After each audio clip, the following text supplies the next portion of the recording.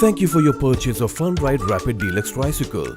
The tricycle that comes with heavy-duty metal base, a comfortable seat and bucket at front and back and a zipper.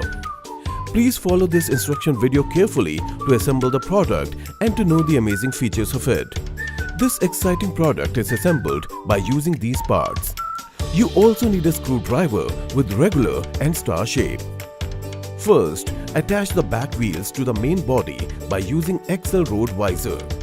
Then put the pins on both sides. Then attach the pin cover on both sides. Make sure to place screws to lock wheel covers on both sides.